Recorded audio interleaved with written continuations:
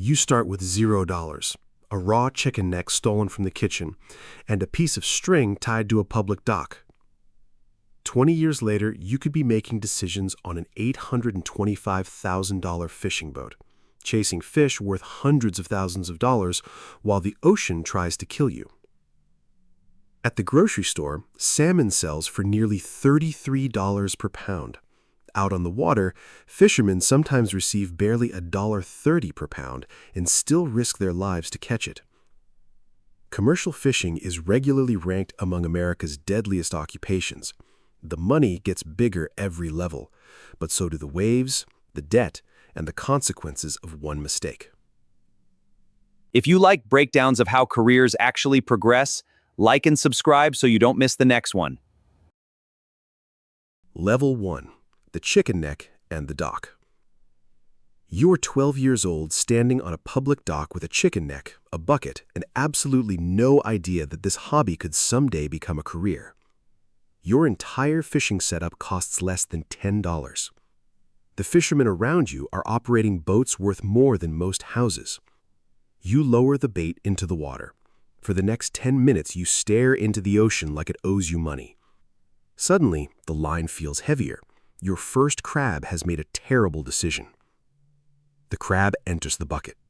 Your brain immediately starts calculating how many more you could catch. You don't realize it yet, but you're learning the most important skill in commercial fishing: patience. Some days, you catch nothing. The ocean introduces you to disappointment early. Other days, the bucket fills. Those days keep you coming back.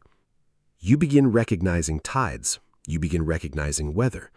The old fishermen nearby rarely explain anything, but every boat leaving the harbor teaches a lesson. You start arriving earlier than everyone else. The obsession has officially begun. Your first lesson is simple. The people who make a living from the ocean usually fall in love with it before they ever get paid. Level 2. The slime line. At 17, you finally get your first fishing-related paycheck. It's not on a boat. It's standing on the salmon processing line, earning about $18 an hour. The fish arrive by the ton. Your job is helping move them before the next load arrives. The shift starts at 6 a.m. Nobody knows exactly when it will end. Within an hour, your gloves are soaked. Within 2 hours, your back begins negotiating surrender. Fish slime covers the floor. Water sprays constantly from every direction. The smell follows you home. Sometimes it follows you into your dreams. You imagined fishing would mean oceans and adventure. Instead, you're standing beside a conveyor belt for 14 straight hours. The conveyor never gets tired. You do. A busy salmon season means overtime, a lot of overtime. Some weeks you work 80 hours. The paycheck finally starts looking serious. You learn something important about the fishing industry.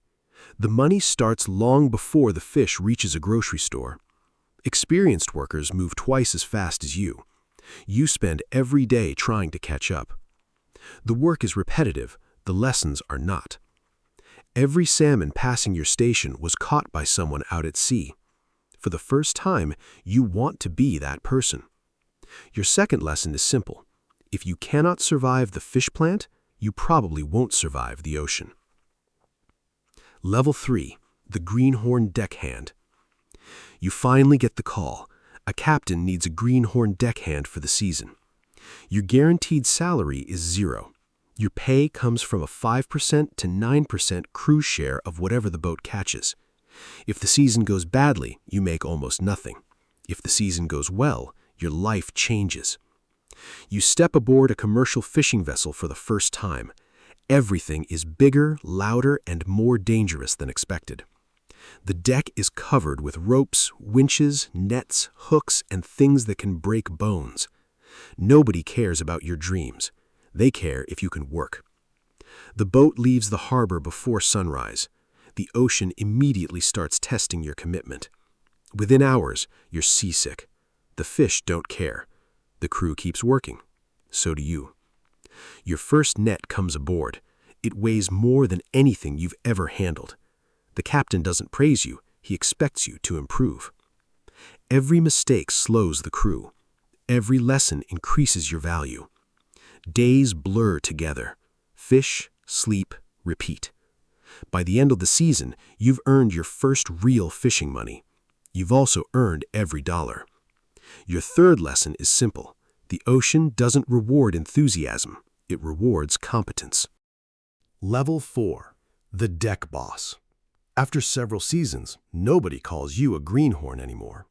You're now the Deck Boss, and younger crew members watch you the same way you once watched everyone else.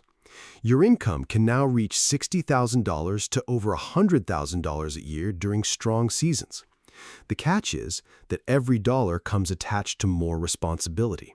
The captain focuses on finding fish. You focus on making sure the deck doesn't become a disaster. An 800-pound crab pot swings through the air above the crew. One mistake can turn equipment into a weapon. You operate hydraulic systems worth more than most cars, and they work inches away from human hands. The deck is slippery. The waves are growing. A new crew member moves too slowly. You correct him before the ocean does. You no longer think about catching fish. You think about efficiency, timing, and safety. Every minute matters. The fish are moving, fuel is burning, and weather is changing. The deck operates like a machine. Your job is making sure every part works.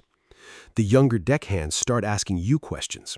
That's when you realize how far you've climbed. The captain trusts you with the deck. That trust took years to earn. A heavy wave crashes across the boat. Everyone reacts automatically. Experience doesn't remove danger. It simply teaches you how to survive it. Your fourth lesson is simple. The best deck bosses don't control fish. They control chaos. Level 5. The Skipper. Eventually, you stop looking up toward the bridge. You walk onto it. You study for a 100-ton master license. The ocean may be dangerous, but regulations don't forgive ignorance either. Years of deck experience finally meet formal responsibility. You're becoming the skipper. Your income can exceed $100,000 to $200,000 per year, but now every mistake belongs to you. The crew watches the deck. You watch the horizon. Fuel prices matter. Fish prices matter. A storm forecast appears on the radar. Now you must decide whether to continue or turn back. Nobody can make that decision for you. That is why captains get paid more. 20-foot seas slam against the hull. The crew keeps looking toward the bridge because confidence travels downhill. So does panic. Finding fish becomes some science, part experience, and part luck. No machine can fully replace instinct. A good catch can save the season. A bad one can destroy it. The boat returns to port loaded with fish. The crew celebrates. You celebrate too. Then you immediately start planning the next trip. Your fifth lesson is simple. The ocean doesn't care about rank. Captains sink too. Level 6. The Owner-Operator. One day, you stop asking captains for work. You become the person writing the checks. The fishing permit alone may cost $170,000 or more, and that's before you even start the engine. The boat costs up to $825,000. Suddenly, the ocean isn't the only thing capable of sinking you. The bank owns part of your future. The fuel company owns another part. Every season begins with expenses, and no guarantee of profit.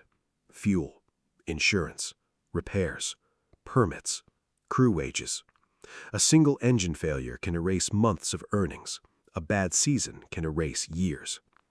When dock prices collapse, nobody calls to apologize. The market simply moves on. Last month, the catch looked valuable. Today, buyers are paying much less. The crew still expects payment. The bills still arrive. This is the level where fishermen become businessmen. Some discover they preferred fishing. A great year can produce extraordinary profits. A bad year can threaten everything you built. The younger crew members see your boat. They don't see your debt. The ocean remains dangerous. Now the numbers are dangerous too. Your sixth lesson is simple. Owning the boat doesn't remove risk. It transfers all of it directly to you. Final beat. The kid with the chicken neck thought fishing was about catching crabs. He had no idea it was really about surviving responsibility. The slime line taught you endurance. The deck taught you discipline. The ocean taught you humility. Because it never cared how experienced you became. Some seasons paid almost nothing. Others changed your life. You watched rookies become professionals, and professionals disappear after one bad season. At the dock, fish may sell for barely $1.30 a pound. At the store, customers pay over $30 a pound without thinking twice.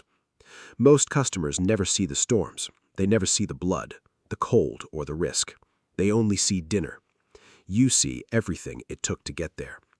After decades on the water, one truth remains unchanged. The ocean never promised anyone success.